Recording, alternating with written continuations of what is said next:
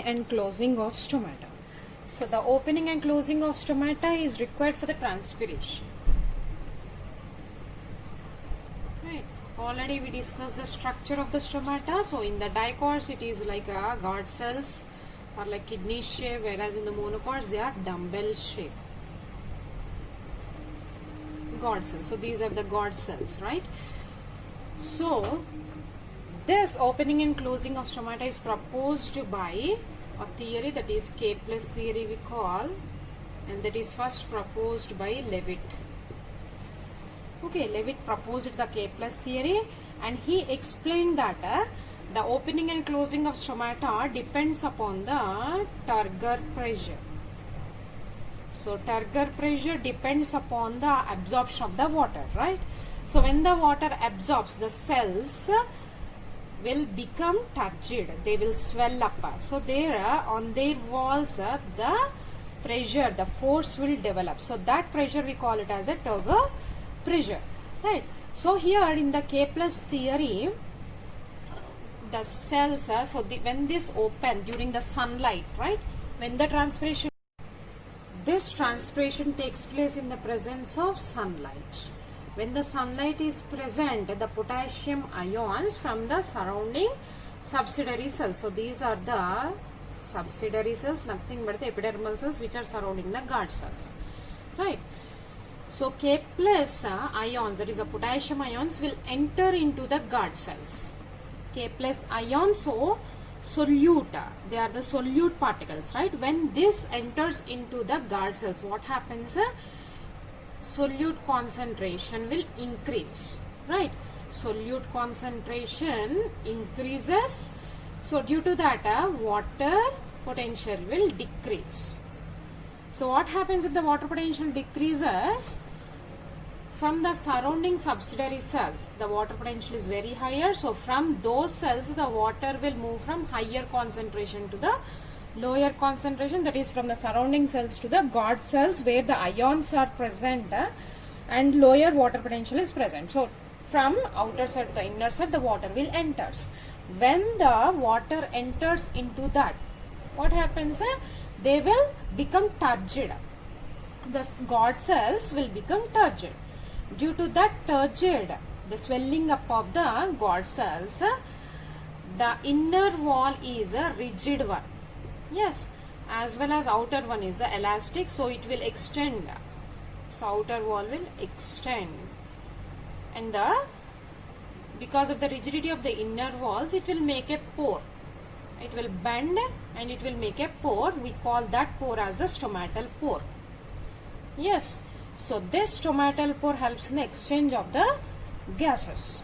Is it clear? So gases exchange will take place through these pores, nothing but the opening of the stomata.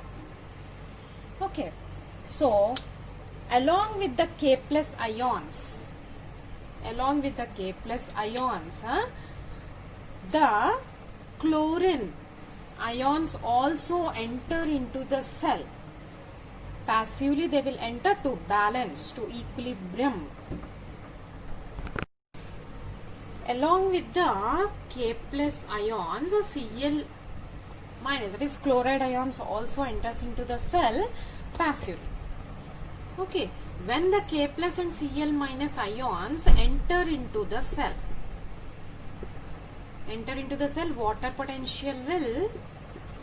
water potential decreases. So due to the decrease of water potential, the water will enter into that, so they will become turgid.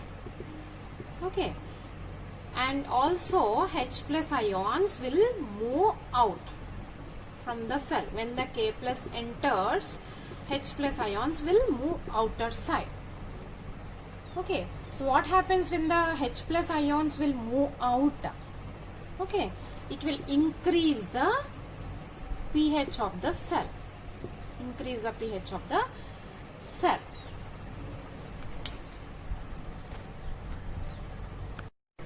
So we learned opening of stomata. Now closing is the reversal of the opening. That means K plus and chlorine ions which entered into the cell will move out. That is efflux efflux is the moving out of the ions will takes place, and the closing takes place in the absence of sunlight. Okay.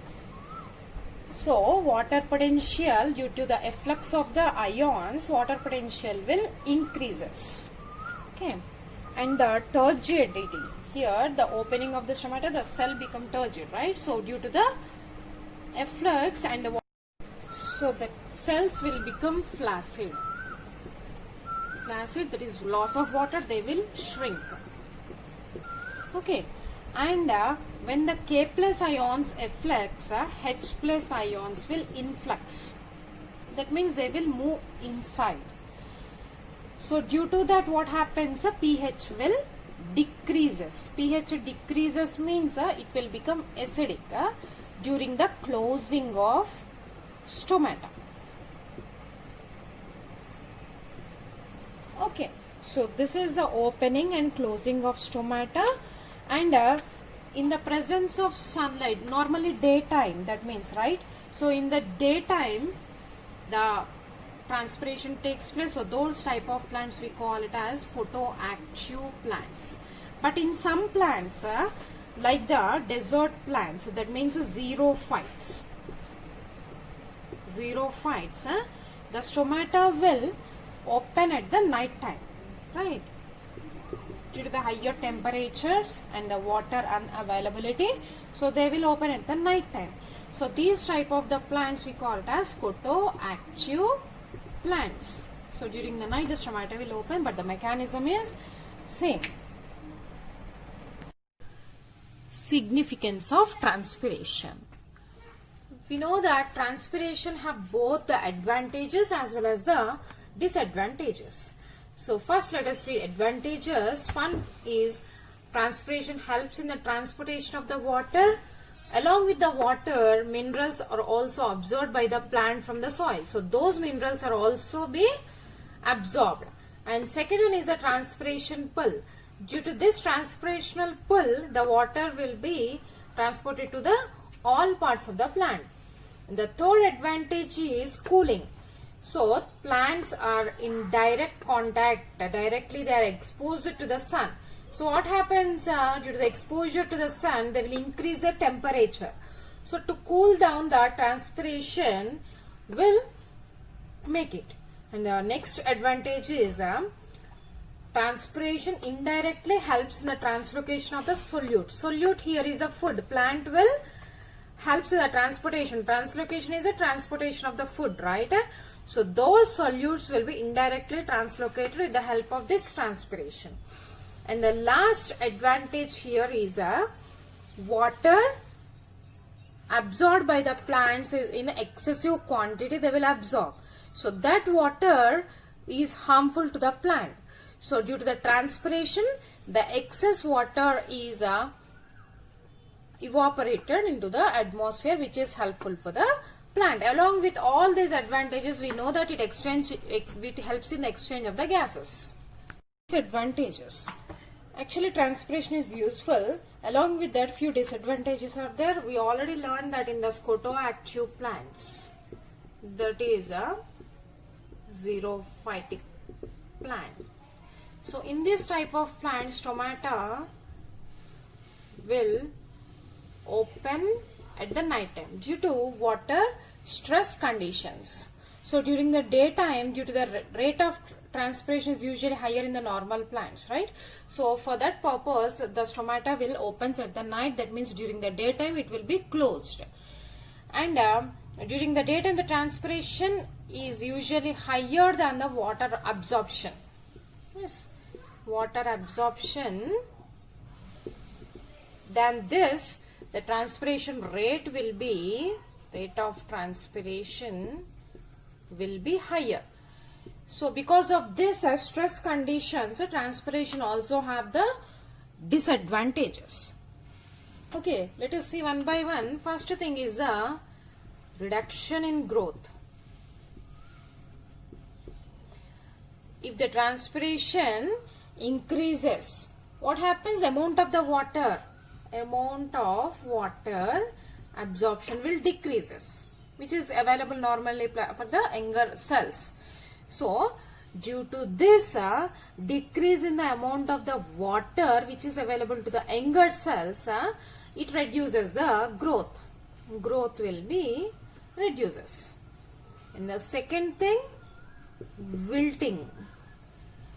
So what is this wilting? Loss of water in transpiration causes wilting of the soft parts. Here for example leaves. In the leaves, if the water is less, what happens? They will undergo wilting, right? So that wilting means there is a shrinkage of the leaf takes place. So this is also one of the disadvantage of the transpiration, because if the leaves undergo wilting, photosynthesis rate will decreases. Yes, photosynthesis rate decreases because due to the wilting of the leaf. Okay, and the next disadvantage is shedding of leaves. Shedding of leaves. Some plants shed their leaves during the period of water reduction. Okay, because they have to check out the transpiration, right? So that's why they will shed the leaves. So these are the disadvantages. Normally these are seen in the scotoactive plants along with some of the photoactive plants also. This will take place. Due to these advantages and the disadvantages, transpiration is called as a necessary evil. So transpiration is a necessary evil because of both advantages and disadvantages are present. Okay, so what is the thing to reduce the transpiration? Because in the scotoactive plants, if the transpiration takes place, many disadvantages is there. So we have to reduce the rate of transpiration. So how to reduce the rate of transpiration? By using anti-transpirants. Anti-transpirants. So these anti-transpirants are the substances applied to the leaves where the stomata are present, right? So applied to the leaves to reduce the transpiration. Okay, so, and these anti-transpirants does not have any effect on the photosynthesis. Okay, so that does not have any effect on the photosynthesis, growth and other metabolic activities. They does not decrease anything. Only the transpiration they will decrease. So what are those inhibitors? What are those anti-transpirants or the inhibitors of the transpiration, right? And so natural anti-transpirant is abscisic acid. It is a plant hormone. Okay, abscisic acid, it is a plant hormone which helps in the closure of stomata. Okay, which helps in the closure of stomata. So how the stomata will closes? When the efflux of K plus ions takes place, the stomata will closes. So it will close the stomata. What happens? Transpiration will decrease. Transpiration will decreases. If the stomata opens, then only transpiration increases. Okay, so here it will reduce the transpiration. Along with the natural abscisic acid as an anti-transpirant, other anti-transpirants here are wax, Vaseline or phenyl mercuric acetate. So these are the anti-transpirants which helps in the reduction of the transpiration.